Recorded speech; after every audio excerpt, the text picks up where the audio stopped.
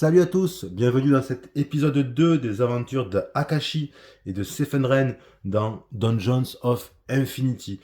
Alors on va reprendre où on en était, mais juste avant quand même je vais corriger deux trois petites choses, des petites erreurs que j'avais commises la fois dernière. Donc j'avais oublié d'avancer le trip meter de 2 quand j'avais engagé le combat avec Akashi, donc ça y est c'est fait, je l'ai fait avancer de 2. Donc s'il avance encore d'un, on va enlever le trip meter et on va se mettre à tirer des cartes qui risquent de faire apparaître le Dungeon Lord. Et puis j'avais aussi oublié de faire avancer la commande du marchand ici là, pour la pioche. Donc là c'est bon, j'ai basculé de 3 à 2. Donc du coup on va pouvoir s'y remettre. C'est parti mon kiki. Allez, alors qui va jouer en premier entre les deux?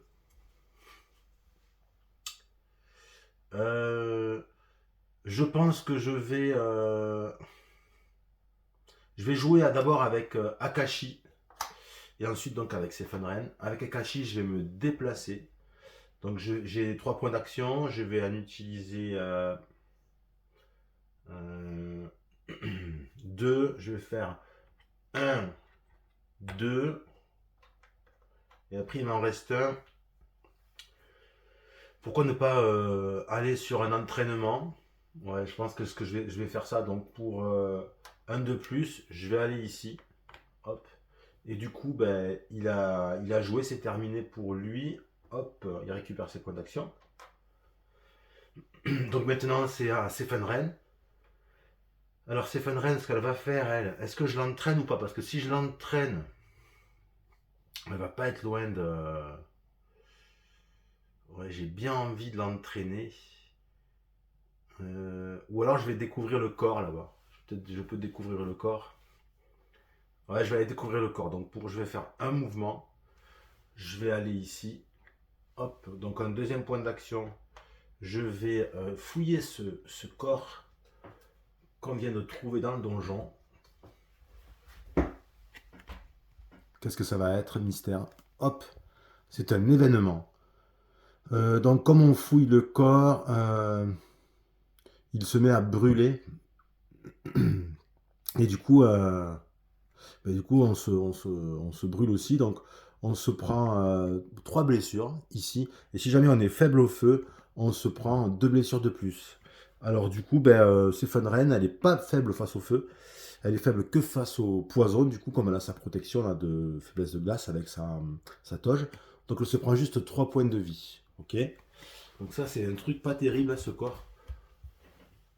Donc 3 points de vie en moins, elle était à 15, elle passe à 12. Ensuite, qu'est-ce qu'elle va faire? Elle va peut-être utiliser son pouvoir de Firelight pour voir ce qui va se trouver dans les autres pièces. Ouais, je pense qu'elle va faire ça. Ouais. Donc elle va utiliser un point d'action et elle va fouiller un petit peu vers l'est ici. Donc je prends la tuile, on regarde ça. Hop, c'est du 17. Donc on le met ici vers l'est, j'avais dit. Mais elle n'y va pas, hein, encore une fois. Et en 17, c'est un chest. Donc c'est un chest qu'on trouve là-bas. Ok. Et elle a une clé, donc elle va pouvoir s'y rendre, mais il reste qu'un point d'action. Donc je vais l'utiliser, un point d'action. Elle s'y rend, et au fait, comme elle vient d'utiliser son pouvoir, ça avance, le trip meter. Et là, il est au taquet, donc quand il se passe ça, vous voyez que là, ici, sur la dernière case, là, cette petite icône, ça veut dire qu'on jette le trip meter, donc on le sort du jeu. Il n'est plus en jeu. Et maintenant, la mécanique va un petit peu changer. Mais on va voir ça ensemble, je vais vous expliquer ça. Donc elle a terminé son tour, elle va récupérer ses points d'action, et là maintenant, on va piocher des cartes de Dungeon Lord.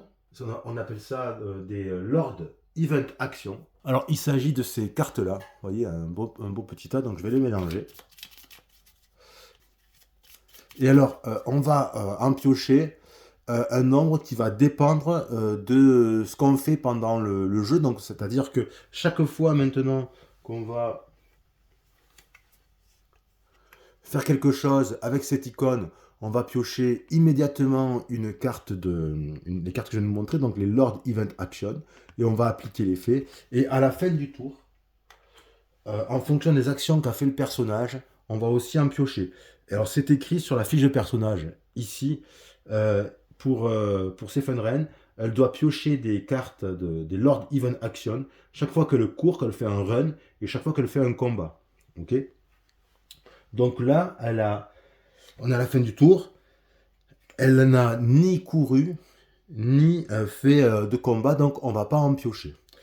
Akashi, lui, en revanche, lui, ici, à la fin de son tour, il doit en piocher chaque fois qu'il a fait move, qu'il a fait run ou qu'il a fait combat. Donc lui, même quand il move, ben, si juste il move, ben, ça comptera comme une occasion de piocher une Lord Event Action. Sachant que quel que soit le nombre de fois que l'on fait l'action incriminée, par exemple si je fais avec Akashi 3 moves, je piocherai quand même qu'une seule carte. Hein. C'est une carte par type d'action concernée par le Lord Event Action. Donc du coup, ben, j'en pioche pas. Ok. Et elle a fini son tour, donc je vais l'indiquer, hop, comme ça, clac. On n'oublie pas avec la pioche. On la fait avancer ici. Ça, je vais le mettre là pour qu'on y voit mieux. Peut-être que ce que je vais faire, tiens, je vais mettre les cartes ici. Comme ça, vous les voyez. Hop, elles vont être déterminantes. Alors, nouveau tour de jeu maintenant. Ben, je vais commencer avec, encore une fois, avec Akashi. Ouais. Je vais jouer avec Akashi en premier. Et lui, ce que je vais faire, il va s'entraîner. Donc, je mets immédiatement un cube pour montrer qu'il s'entraîne. Hop. Il gagne 3 points d'expérience. Donc, de 5, il passe à 8. Il met un jeton de bruit là, de 6, mais lui de toute façon il est à 5, donc 5 ou 6, hein, ça change pas grand chose. Voilà. Et immédiatement on a l'icône d'augmentation de assess the threat, donc c'est-à-dire gérer la menace. Donc on doit piocher une carte immédiatement, on n'attend pas la fin du tour.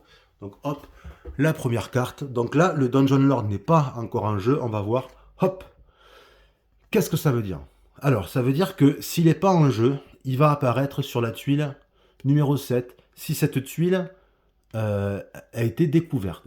Si elle n'a pas été découverte, alors il n'apparaît pas.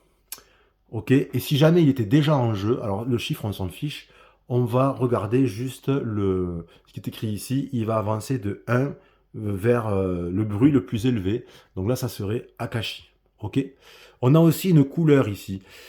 C'est soit bleu, soit rouge. Alors, ça dépend. La couleur va donner la priorité à l'action du Dungeon Lord, mais je vais y revenir plus tard. Donc là, juste, on va regarder est-ce que le 7 existe. Et si le 7 existe, il va popper sur le 7. Non, le 7 n'y est pas. Donc, cette carte est sans effet. Ouf. Je vais le mettre ici, tiens. Hop, voilà. Donc il utilisait toutes ses actions pour faire ça. Donc son tour est fini. Est-ce qu'il s'est déplacé? Non. Donc il pioche pas de cartes du Lord là, du Lord Dungeon. Il n'a pas couru, il n'a pas combattu, donc c'est bon, il pioche rien. Il a fini de jouer. Il regagne ses points d'action. Hop. Et c'est maintenant à Dame Sefenren. Alors Dame Sefenren, qu'est-ce qu'elle va faire? Ben, elle va utiliser un point pour fouiller le coffre. Un point d'action, c'est noté sur la clé. Pour ouvrir, hop, c'est un point d'action pour utiliser la clé et ouvrir le coffre. Donc elle va faire ça. On enlève le token et on va piocher. Hop, une carte de coffre. Qu'est-ce que c'est? Hop, de l'or. Ah ben une belle pépite parce qu'elle vaut 4. Ça c'est cool. Donc une pépite d'or. Super. Hop, je mets ça dans ses affaires. Et puis donc, il lui reste 3 points d'action. Qu'est-ce qu'elle pourrait faire? Alors, ce qu'elle va faire, c'est... Alors, le problème là, le dilemme, c'est que plus je découvre de salles, plus je fais apparaître de tuiles, donc plus c'est susceptible de tomber sur une tuile qui va faire apparaître le Dungeon Lord. Si je reste petit, ben, j'ai moins de chances de faire apparaître Dungeon Lord. Moi, ce que j'ai bien envie de faire, Là, il lui reste du coup 3 points d'action. Donc, elle peut faire 3 mouvements. Elle peut aller vers le marchand pour aller...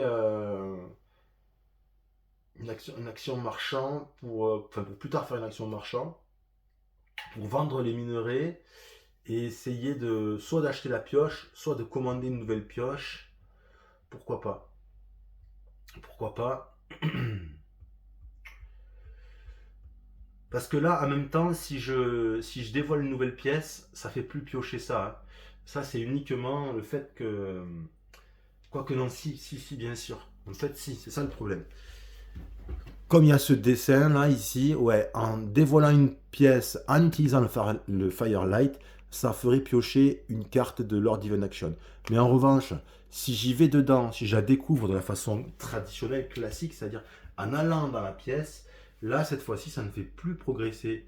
Enfin, ça ne fera pas piocher une carte de Lord Donjon. Pourquoi? Parce que, en fait, quand on découvre une pièce, on fait progresser le trip meter, mais comme il n'est plus en jeu, on ne peut plus faire avancer le trip meter comme ça, et c'est pas remplacé par le fait de piocher une carte. En fait, pour faire progresser le trip meter, c'est chaque fois qu'on a cette icône, c'est quand on découvre une nouvelle tuile donjon, c'est quand on effectue une action de courir, et c'est quand on engage un combat. Ok, mais à partir du moment où on est allé au bout, tout ça, ça n'a plus lieu d'être, on oublie tout ça, et on va faire progresser en fonction des actions qu'on fait qui sont écrites ici, et chaque fois qu'on va utiliser une compétence avec la fameuse icône de Lord Donjon.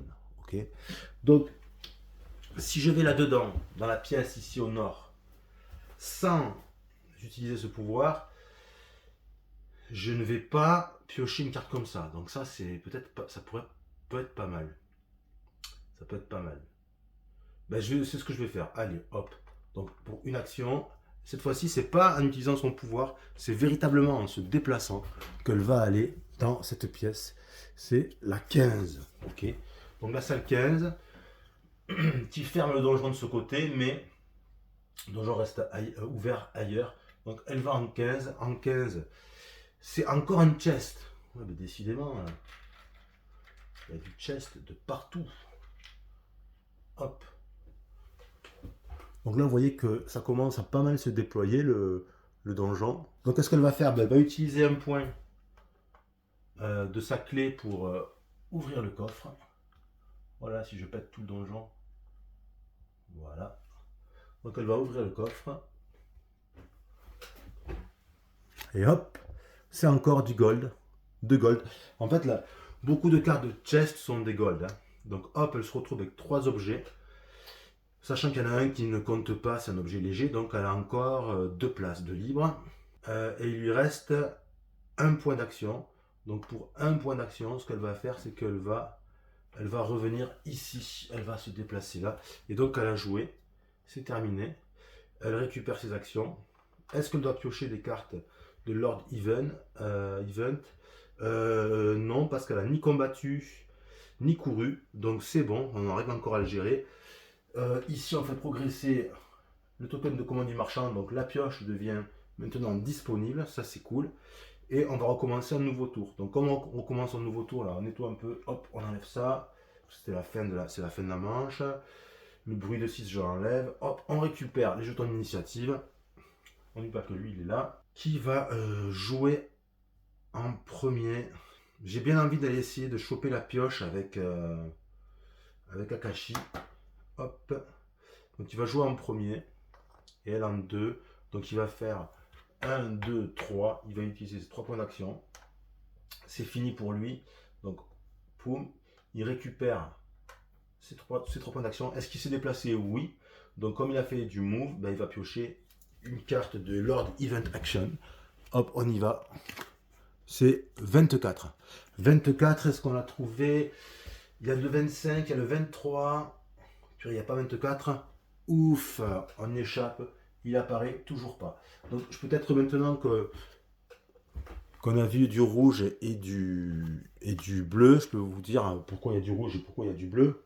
Eh bien, quand c'est du bleu, c'est que le Dungeon Lord, quand il est sur le plateau de jeu, qui doit se déplacer, qui doit effectuer ça, c'est priorité au mouvement. Donc ça veut dire que s'il est en combat, il va se désengager, il va se déplacer. Et si dans son nouveau mouvement, il arrive dans un endroit où il y a un héros, il focus direct. Et ça, c'est priorité au combat. Ça veut dire que si jamais il est déjà en combat, eh bien, il ne va pas faire ça. Il va rester au combat pour combattre, quoi. Voilà, vous savez tout. Allez, c'est à Sefenren maintenant. Alors, ce qu'elle va faire, Sefenren, elle va se déplacer de 1. Hop, ici. Elle va peut-être... donc, je dépense une action. Elle va se déplacer aussi au nord. Elle va se déplacer au nord de la tuile 8. Allez, elle se déplace carrément direct. Hop, et c'est la tuile numéro 3. Ok. Donc, tuile numéro 3. Donc, elle va utiliser son point, son deuxième point d'action. 1, 3, 3, c'est des débris. Donc, on met les débris. Il lui reste 2 actions.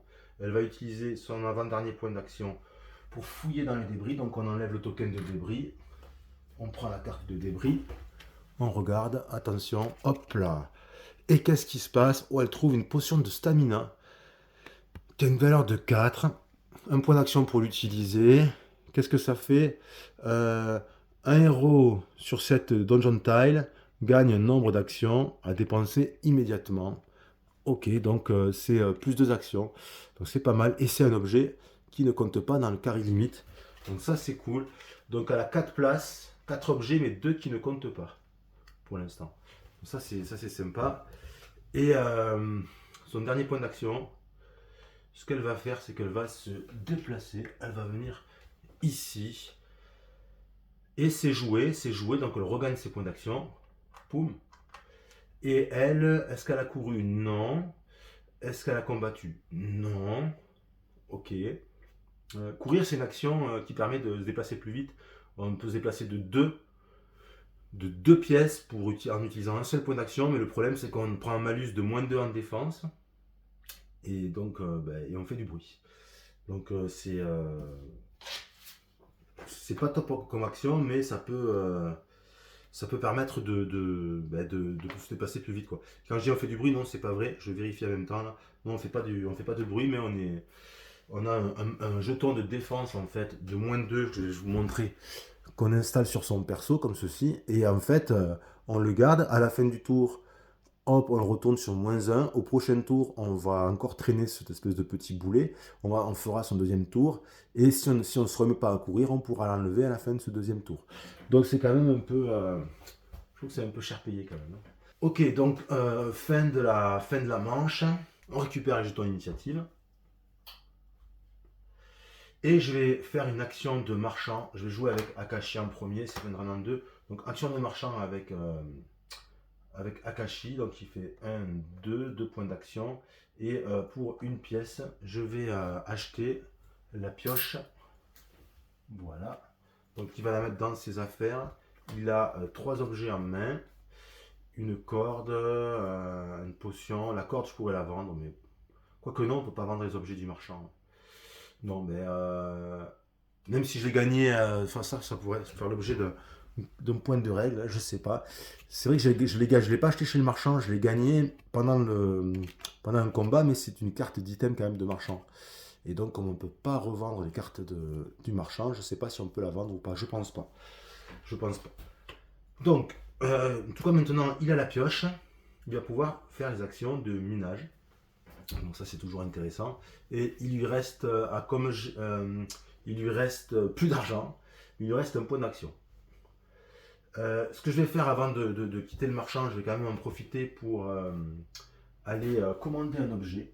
Et ce que je vais faire, c'est que je vais commander une autre pioche. Ouais, j'ai bien envie de commander une autre pioche. Comme ça, chacun sa pioche. La pioche, elle est où?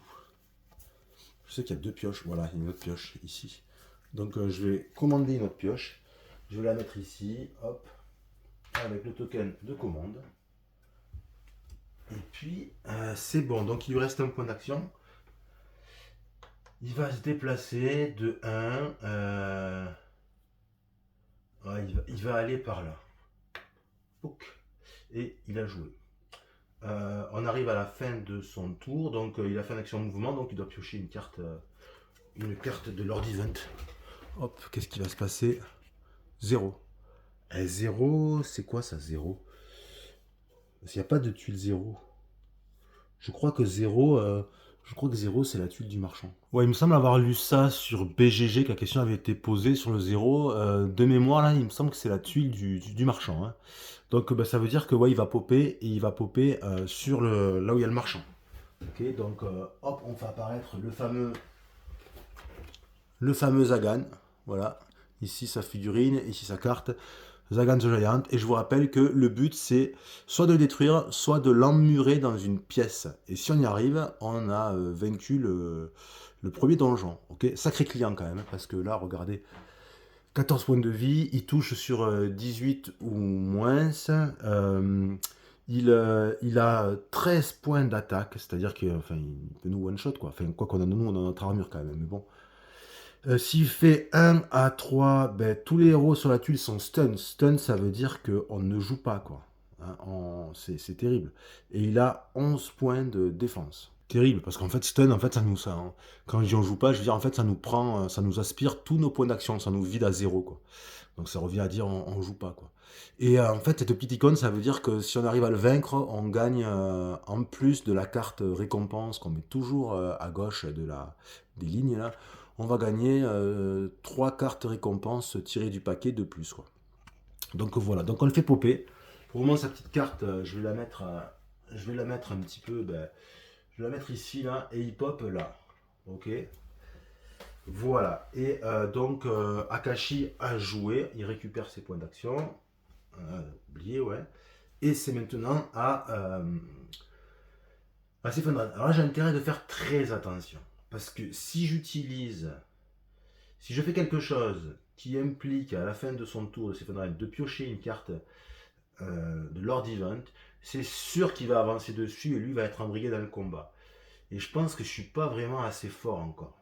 Donc, il faut que je fasse des choses qui ne provoquent pas qu'il n'y a pas de risque de faire une avancée.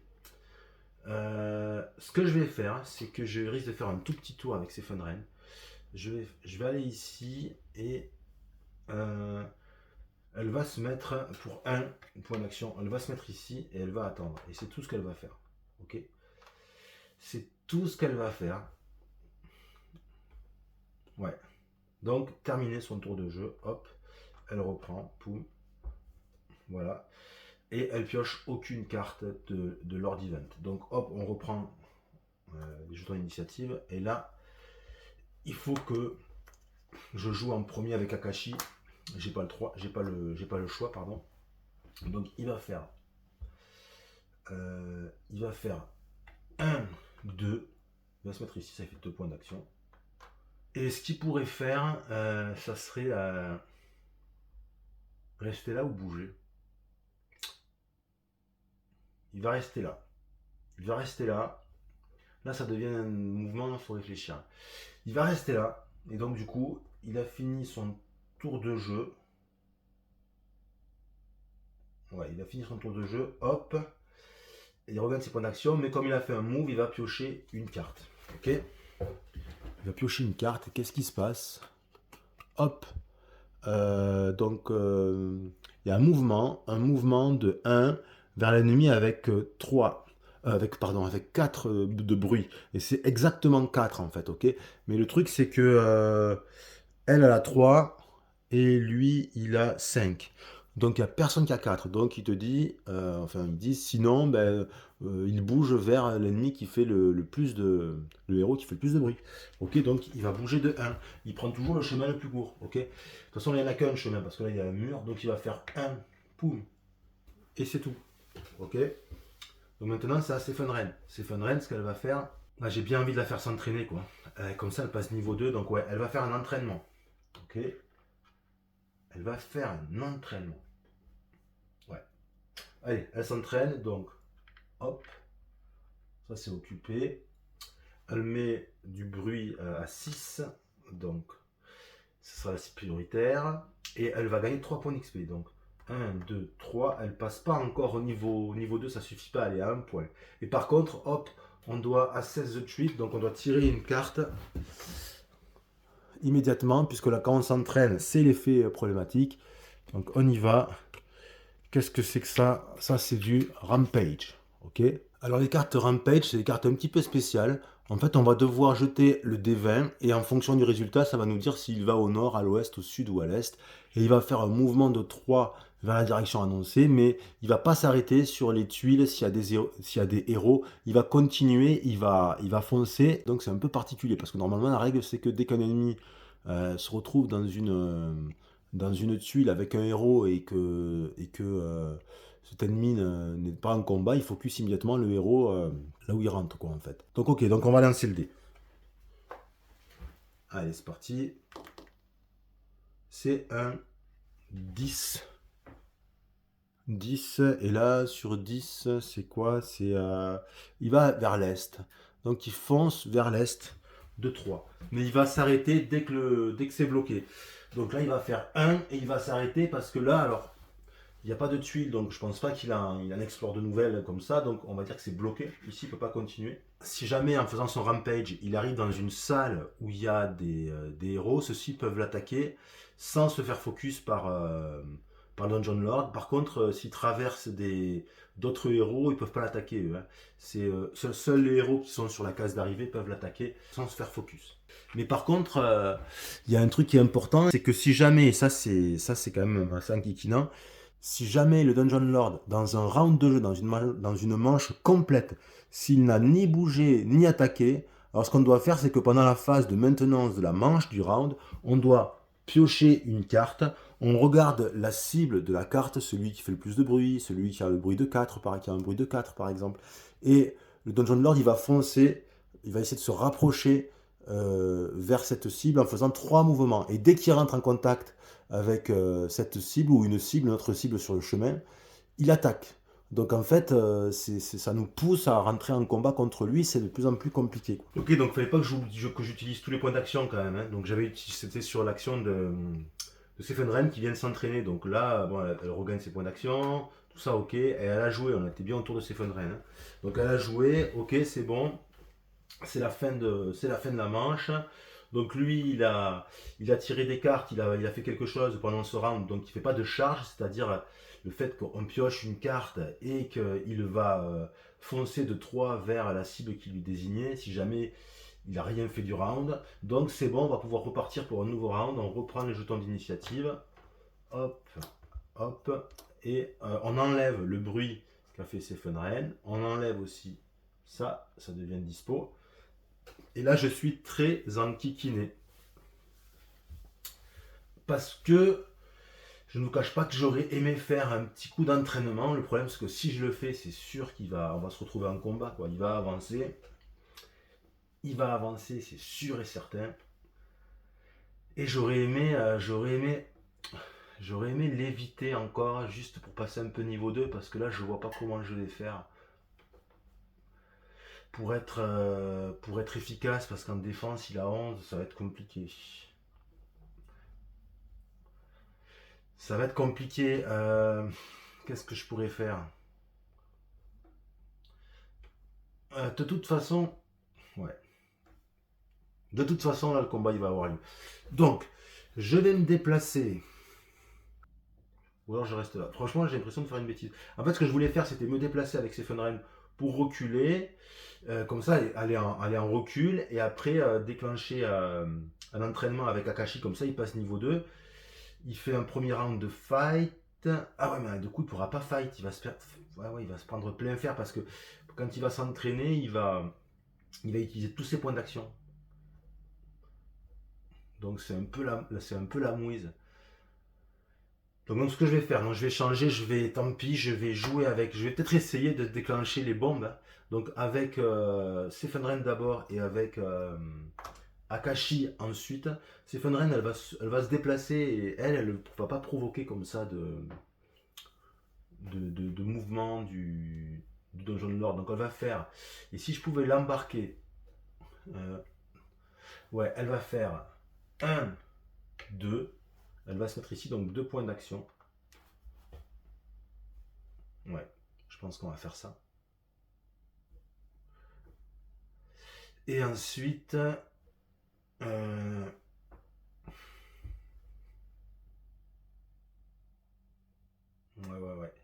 1, 2, et ensuite, elle va... j'utilise pas de point d'action. Ouais, je reste comme ça. Ou alors, si ce que je vais faire pour vous montrer, elle va faire un sneak. Sneak, c'est-à-dire qu'elle va se rendre ultra silencieuse. Ça coûte 2 points d'action. Ça, je le fais vraiment pour vous le montrer. Ça coûte 2 points d'action, sneak. Et on prend un marqueur de bruit comme ça de 0 et on le met sur le bruit du personnage. Donc, elle est à 0. Qu'est-ce que ça fait? Ben, ça fait qu'elle est inciblable par le Dungeon Lord. Il ne peut pas l'attaquer, quoi, en fait. Il la voit pas, elle est tellement silencieuse, elle s'est réfugiée dans un coin d'ombre du donjon et elle est invisible, très silencieuse. Ok, elle a joué. Donc elle récupère, hop, ses points d'action, fini. Elle a rien fait qui pourrait déclencher un mouvement du Dungeon Lord, donc maintenant c'est Akashi. Akashi, c'est plus compliqué parce qu'à partir du moment où il se déplace, bon, ben, il va faire ça, puisque, ouais, il va faire ça. Donc, il va utiliser 2 points d'action, 1, 2, pour faire 2 mouvements. Donc, il va faire 1, 2, il va aller avec ses Funren. Il va peut-être rester comme ça. Pour le moment, il va rester comme ça. Donc, c'est fini. Donc, il regagne ses points d'action. Je vois qu'il a fini. Par contre, comme il a move, ça déclenche un mouvement. Enfin, un mouvement ou quelque chose en tout cas. Il va faire quelque chose. Et qu'est-ce qu'il fait?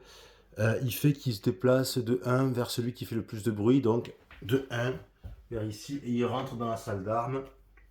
Ok. Donc moi, en fait, mon but, là, ma strat, c'est d'essayer de l'amener ici, là, le Zagan, et de faire péter les bombes. Parce que dans cette salle, je sais pas si vous voyez, mais il y a que deux portes. Et moi, comme j'ai 2 personnages, on a 2 bombes. Donc en mettant, si j'arrive à mettre au bon moment les bombes pour faire s'effondrer les deux entrées, ben c'est bon, hein, on a gagné. Parce que je pense que je ne suis pas de taille là, je pense pas être de taille à affronter Zagan. Ok. Donc ben, je vais faire comme ça. Donc là c'est la fin du round, donc il a fait quelque chose, hein, il a pas attaqué mais il a bougé, donc il ne fait pas de charge, on est tranquille de ce côté-là. Et je reprends l'initiative.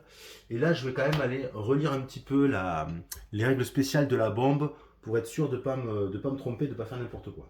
Si on regarde ici, pour la bombe, on dit que pour la mettre sur une porte, c'est un point d'action. Pour l'activer, c'est un point d'action. Et on retourne le token pour dire qu'on l'a activé. Et pendant la phase de maintenance, d'après là, de fin de round, eh bien la bombe, during the end round maintenance and after, voilà, donc durant le tour de maintenance, elle va exploser en fait. On va enlever le token et on va mettre un jeton de Wall Doorway Token. Ok, et la porte sera complètement bloquée.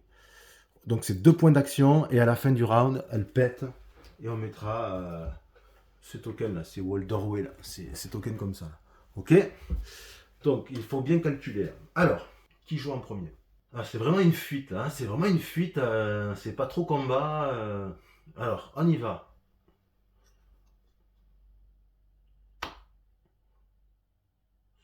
Voilà, avec Stéphane d'abord.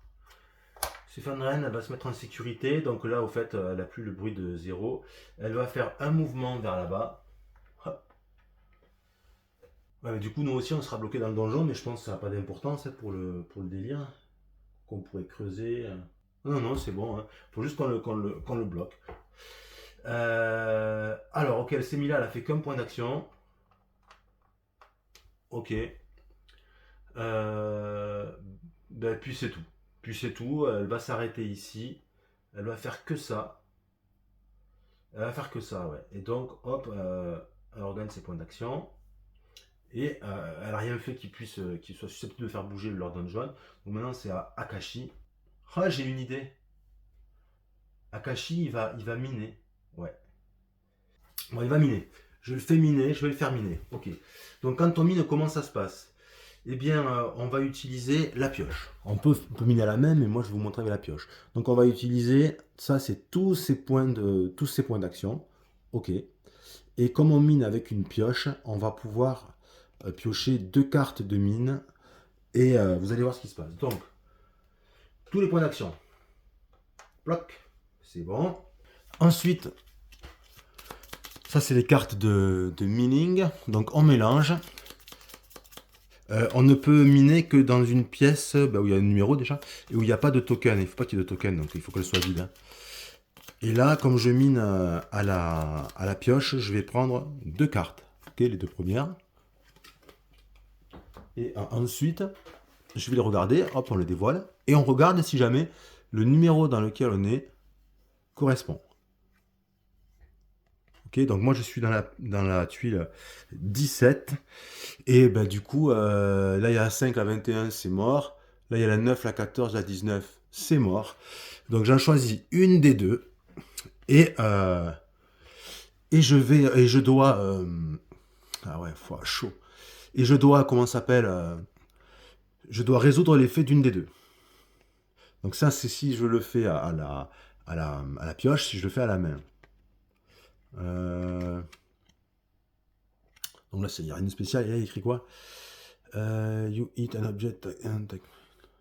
Bon, on fait beaucoup de bruit, quoi. On va piocher 2 cartes. Donc je vais choisir celle-ci. Et donc j'ai pas trouvé de Mysterious Ore, de minerai mystérieux. Donc j'ai pas trouvé, mais voilà, je vais suivre les effets. Donc je mets le petit jeton de 6 bruits sur Akashi. Bon, de toute façon, il a 5, donc bon, pas grand-chose. Et par contre, je dois piocher une carte de l'ordre. Et les 2 cartes là que j'ai, ben, je les remets dans le paquet en fait. Je les remets dans le paquet, hop, et je remélange le paquet pour une prochaine tentative. Donc en fait, vous avez compris, il faut trouver le même numéro que la tuile sur laquelle on se trouve. Ok. Donc j'ai pioché une Lord Even Action. Hop là, Rampage. Donc on va jeter le dé. C'est un 15. 15. 15, il va vers où? Il va vers l'ouest. Ok, bah ça c'est bien et c'est pas bien, quoi, parce que en allant vers l'ouest, bah, il vient ici en fait. Et du coup, il va ailleurs, il vient pas vers le piège que j'ai 8 ans, ça c'est saoulant ça. Ok. Bon, donc ben, c'est tout ce qui se passe, donc c'est fini, il regagne. Mince. Il regagne ses points d'action, il a pas bougé, lui il a fait quelque chose, donc c'est bon, on est à la fin du round, hop, hop, on enlève le 6 qu'il a fait en creusant. Ah ouais, quand même. Et qu'est-ce que je vais faire alors maintenant? Je vais jouer avec Sefenren. Ouais, je vais jouer avec Sefenren, et après avec Akashi. Avec Sefenren, ce que je vais faire, c'est que pour 2 actions, ouais, je vais faire comme ça, parce qu'après c'est bouclé. Donc je pose la bombe, ok. Ensuite, pour une action, je pose la bombe. Une autre action, j'amorce la bombe. Et pour les 2 actions qui me restent, je vais faire du mouvement. Elle va venir, on va faire 1, 2. Elle va se mettre ici. Ouais. Elle va se mettre ici. Et du coup, bah, elle a fini de jouer. Ok, donc terminé pour elle. Elle récupère ses points d'action. Le Lord, il fait rien de spécial. C'est Akashi. Akashi, lui, ce qu'il va faire, c'est qu'il va, il va miner encore. Ouais. Ouais, il va miner. Et ouais, mais c'est con ce que j'ai fait. Est-ce que ce serait pas un peu con ce que j'ai fait? Ouais, non, excusez-moi, je reviens en arrière. Elle, ce que je faisais, hop, ça bombe la garde, donc j'ai fait 2 mouvements. Je fais un 3e mouvement. Et ouais, non, elle garde un mouvement et elle va s'arrêter là. Voilà, elle va s'arrêter là, c'est juste ça. En fait, j'amorce pas la bombe. Je vais plutôt essayer de faire venir par ici, ouais. Ouais, je pense que je vais faire ça. Ok, donc c'est Akashi. Donc j'ai retiré la bombe. Hein. C'est Akashi. Donc Akashi va faire hop 1 point d'action. Ah non, même pas, pardon. Hop, il va miner. Donc il utilise tous ses points d'action. Ploc. Tous les points d'action et il va miner. Donc avec la pioche. Hop. 1, 2. Et on a ça, donc c'est la 17, elle n'y est pas la 17. Donc elle n'y est pas du tout, donc un coup pour rien, encore une fois. Et est-ce que je le ferai pas venir? placer la... Voilà, c'est quoi ce truc-là? Il faut placer la chasse hasard token. Donc ça, c'est un token qu'il faut placer dessus. Cette tuile, tous les héros dans cette sont placés sur une tuile adjacente. Ah ouais. Mais le problème, c'est que le Dungeon Lord, je crois qu'il il peut pas être sur cette tuile. Après, il est obligé de sauter par-dessus. Donc ça m'arrange pas. Ça m'arrange pas, ça. Donc je vais faire ça. Je vais faire ça. Et donc du coup, un peu comme tout à l'heure, 6 bruits. Et je vais piocher une... je vais mettre le 6 bruits ici. Les cartes que j'ai minées, là, je vais les mélanger. Et il va piocher une carte là, de...